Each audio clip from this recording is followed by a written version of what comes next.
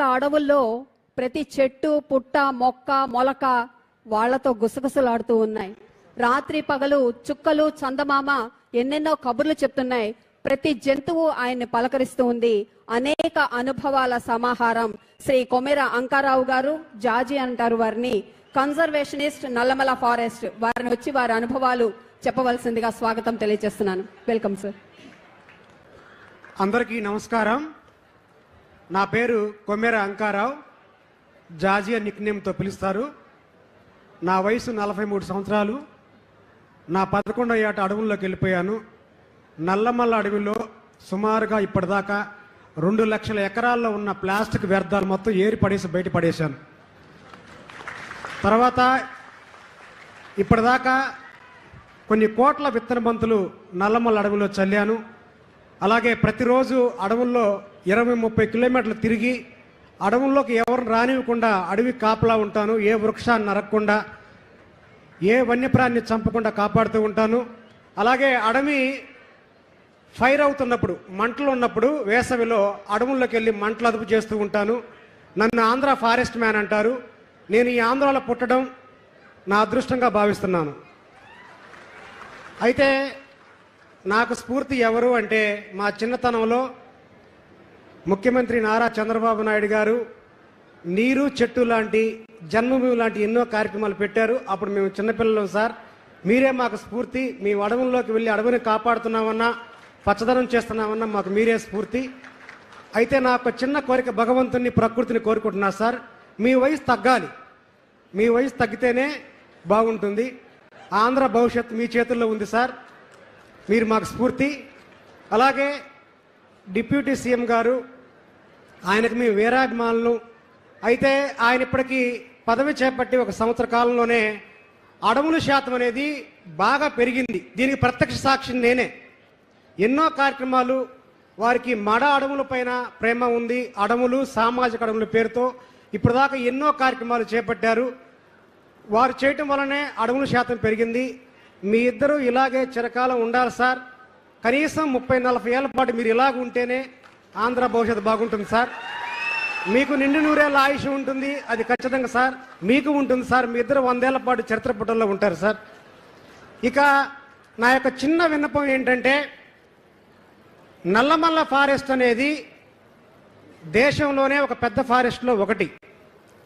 క్రీస్తు పూర్వమే సిద్ధనాగార్జునుడు చైనా నుంచి, బర్మా నుంచి విద్యార్థులను తీసుకొచ్చి ఇక్కడ పాఠాలు చెప్పిన చరిత్ర మన నల్లమల ఆంధ్రప్రదేశ్ది.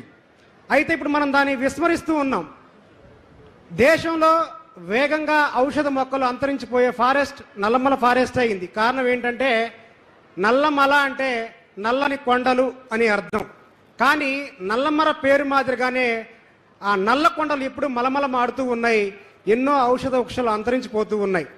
అలాగే కుంటలు లేని కారణంగా అడవుల్లో బెట్టకు గురైపోయి చెట్లు పోవటమే కాకుండా ఆ చెట్లపైన ఆధారపడ్డ పక్షులు చనిపోతున్నాయి, వలస వెళ్ళిపోతున్నాయి, వన్యప్రాణులు చనిపోతున్నాయి. మనం చేయాల్సిన పని ఏంటంటే, కనీసం కొన్ని కుంటలు, జంతువులు తొక్కేసి కుంటలు అంటే అడవుల్లో ఎత్తైన కొండలపైన పడ్డ నీరు అనేది పల్లంగా వచ్చి కుంటగా ఏర్పడుతుంది సార్. ఈ అడవి జంతువులు ఈ తొక్కేసి కుంటలు మొత్తం పూడిపోయే పరిస్థితి వచ్చింది.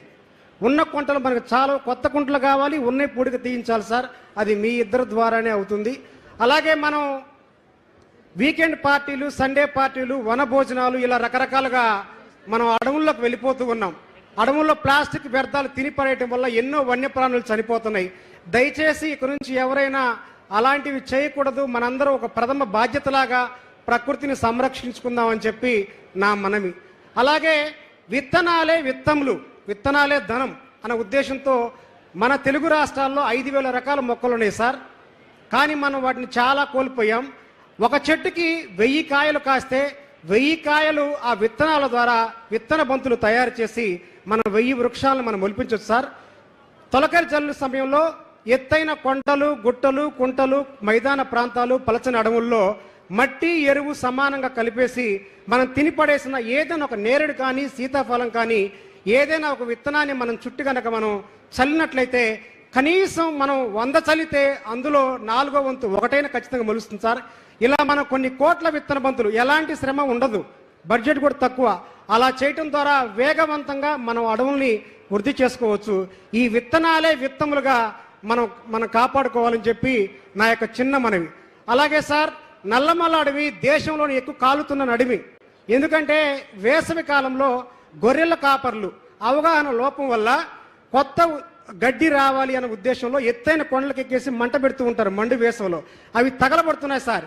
ఈ తగలబట్టడం వల్ల ఎన్నో రకాల ఔషధ వృక్షాలు కాలిపోవటమే కాకుండా ఆ వృక్షాల పైన పక్షి గూళ్ళు, చెట్టు తొర్రల్లో ఉన్న గుడ్డులు, అలాగే ఈ వృక్షాల మీద ఆధారపడ్డ కొండ ముచ్చులు, అడవి కోతులు, అలాగే దొచ్చుల్లో ఉండేవి అడవి తాబేళ్లు, ఇవన్నీ కూడా చనిపోతున్నాయి సార్.